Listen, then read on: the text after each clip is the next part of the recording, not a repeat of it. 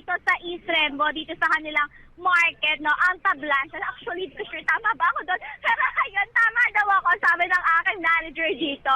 Nandito tayo sa Tablanza. At kanina nga, no, dahil kahit medyo for the rain, ay syempre hindi tayo nagpatalo. Kaya naman, nagtanong-tanong na tayo kanina sa ating question for today, na kung sa tingin ba nila ay pabor ba sila na ibalik yung dati nating basic education. At ito naman ang kanilang kasagutan. Pabor po ako na ibalik yung dating naasanayan na hindi yung K-12. Masyadong mahaba, ma'am eh. May anak din ako nag-aaral eh, masyado ako nahahabaan. Tsaka parang hindi naman siya importante talaga kasi okay na yung dating hanggang 4th year lang. Sa akin, para sa akin lang, okay na yung hanggang 12 po. Kasi yun na rin na nakasanayan ng mga bata. Yeah, of course, yes. Para ma-short lang, di katulad ngayon, sobrang haba, di ba? So, pareho lang naman eh. Yung dati na okay na ako doon, grade 1, grade 2, grade 6 din.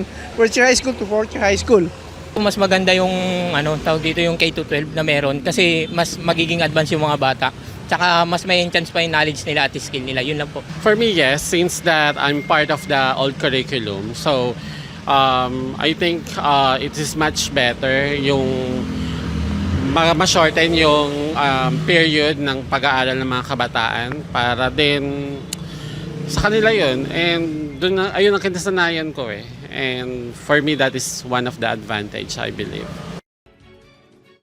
So, ayun na nga na, Brigada Lay and Brigada Alves. Nakakuha tayo ng hati na opinion. Yung iba ang sabi nila, okay naman daw sa kanila na kumbaga bumalik sa dati dahil nga parang medyo mas mahaba daw kapag meron tayong K-12. Oo. Samantala meron tayong mga nakausap kanina na ang sabi, mas okay daw yung kasi kumbaga parang na-enhance pa lalo yung mismo parang skills sa mga bata. At ngayon, syempre, kasama na natin si Nanay. Tatawagin na natin si Nanay. Nay, tara na po dito. Tawagin mo na. Baka tawagin pa ng iba yan.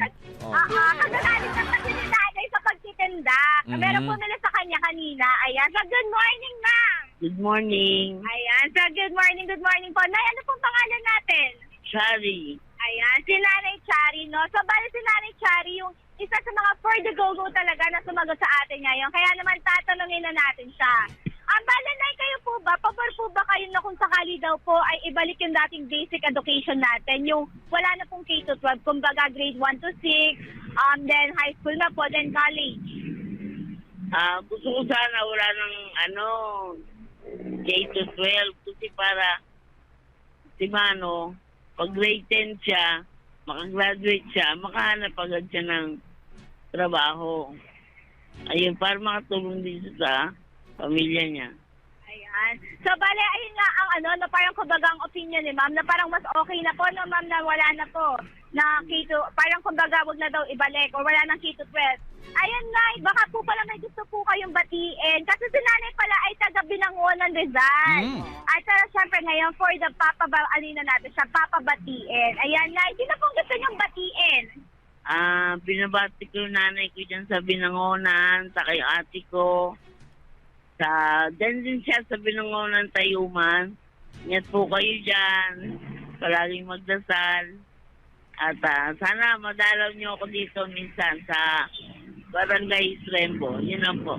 Ayan, so sa mga kapamilya nga ni Nanay, no, baka mapuntahan niyo siya ulit dito or mabisita. At syempre dahil Bermans na, meron tayo Yan. Ano regalo? Aba.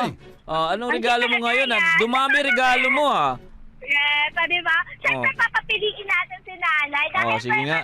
ay meron tayong very small gift lang, no, na meron tayong palod. So, bali na, dito po meron tayong 20 pesos, 50 and 100 pesos. Aba, tingnan mo nga naman. Biglang gano'n, kaya naman papipiliin natin si Nanay. Nay, medyo usap po tayo ng very light tita, ayan. So, sige. Nay, ano po kayong gusto niyong piliin? Ayan, Nay, huwag niyo ko na pong hihilahin. Sure na po ba kayo sa Nay? Laban o bawi. 100% Nay. Yan na. Sure na. Sure na. Nararamdaman niyo po ba dyan yung 100 pesos, Nay? Sige. Siguro po. Ayan. Sige, buksan mo na.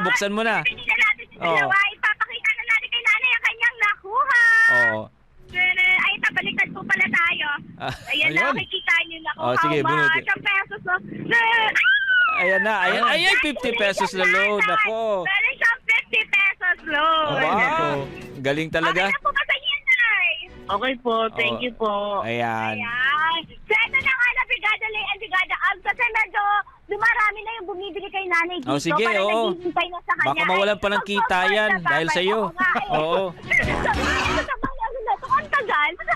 Kaya naman, na Brigada Lay and Brigada Ab, saka nagpo-for the babay na for today. Kaya naman, in the heart of changing lives, ito si Brigada Ann Cortez ng 105.1 Brigada News FM Manila, the Music and News Authority.